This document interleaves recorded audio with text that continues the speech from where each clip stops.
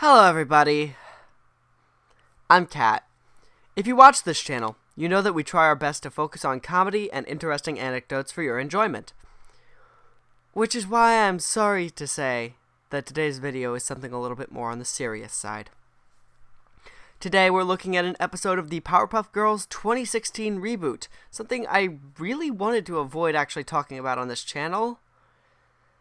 And by now you've probably seen it used terrible memes, or you've seen the girls twerk despite being in the first grade, or maybe you've seen the number of animation errors produced by the show.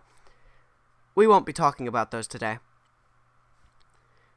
The issue we have today is one that made me so legitimately angry that I had to make a video about it. The episode Horn, Sweet Horn. Because this episode is supposed to act as a way to teach children about transgender individuals, I'm going to treat it as if it were meant to be a one-to-one metaphor. The story of this episode begins with the girls at the zoo, where Bubbles wants to see a unicorn. And already, we run into the first issue.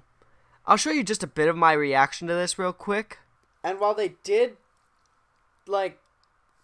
mention that people are in denial of trans people, or unicorns in this case, existing, there's also never been a unicorn sighting that was real, and there have been trans people literally forever.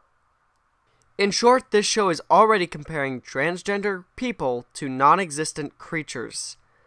I can let this pass at first because it's meant for kids, but it just shows an issue with the metaphor itself.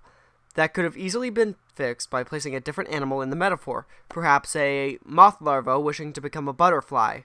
After being told that unicorns aren't real, which they are not, Bubbles leaves the group for a while, and a small horse named Donnie approaches wearing a fake horn and proclaiming himself to be a unicorn.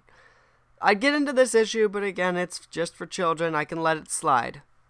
Not long after, when Buttercup says that the horse is not a unicorn, but a small horse, the horse gives off the following monologue. Well, excuse me! I may not have a horn, but I do have a heart! And in that heart, I know I'm a beautiful unicorn! And here is where I have to stop giving this story a pass. Donnie's speech here seems way too close to a parody of a transgender person explaining what it is to be trans. It comes off as whiny, undignified, and as an overreaction to the situation at hand. This is just one minor flaw in a slew of issues, though.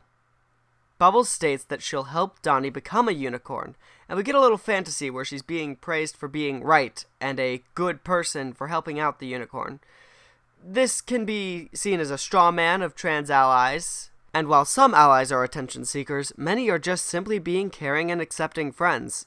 They take Donnie back to the lab, and Professor Utonium says that he can turn Donnie into a real unicorn. He then gives Donnie a long list of side effects to the transformation, including one at the end, which reads, "Forever pain." Donnie reads none of this and simply says, before signing with his hoof. This is what raised the first set of real red flags for me. This was the most inexcusable thing up to this point. It paints transgender people as unable to see the consequences of transition, unwilling to educate themselves on the ramifications of living out of the closet, and ignorant of the many issues that they already have to deal with every day. And there is often a much larger pain when living in the closet and not transitioning than the other way around for most people. These are people who have to deal with their situation daily, and not even the slightest bit of research seems to have gone into respecting those issues.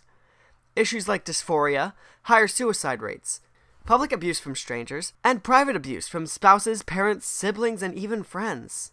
But I digress. Donnie gets hooked up to the transmogrifier machine, and they turn it on, transforming Donnie into a monster. I'd like to take a moment to give you a disclaimer. A writer of the episode, Emily Brundage,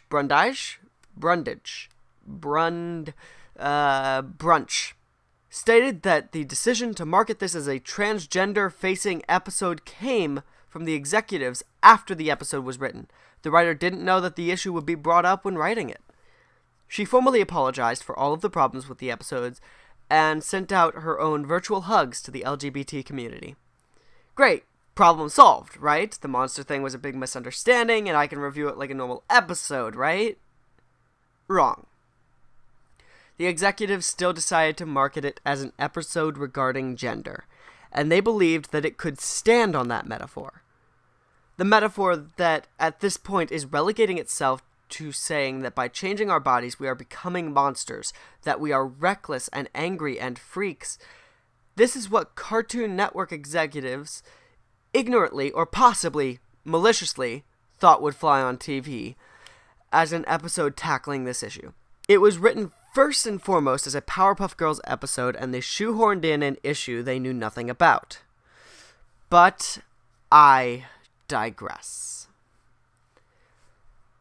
Donnie goes on a rampage, growing more grotesque as the episode goes on. Several times he is called a freak, until he begins to say that about himself, which could say something about the way that society treats transgender people, but does not make up for the depiction of a monster in and of itself.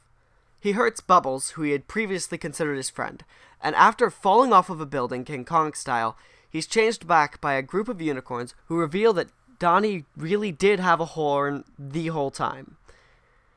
If the metaphor is supposed to be one-to-one, then that would mean that the message we're supposed to leave on is that you're absolutely okay the way you were born, no matter how much it psychologically and physically tortures you to deal with it. Pardon my profanity, but fuck you! The episode could have been okay, but due to executive marketing decisions, a message that shouldn't have been there was fed to us, under a light that made it insulting, demeaning, transphobic, and ignorant at best, hate-fueled at worst. There were moments that I could have found funny, but they were overshadowed by a message that should never have been shoved into the episode. There was even a time that I begrudgingly laughed at an ugly-looking unicorn that I couldn't help but find funny. But you fucked it up, Cartoon Network. Fans of Cartoon Network, if you want an episode with a much better message without worrying about a terrible version of a metaphor, watch the Adventure Time episode, Bonnie and Nettie. It sends the message without pushing any specific issue to screw with the intentions or the plot. It talks about accepting people in general for who they are, which includes transgender people, without requiring us to use a group specifically. In conclusion, I'm disappointed in you, Cartoon Network. Stick to letting your writers write, and just advertise your cartoons as what they are, cartoons.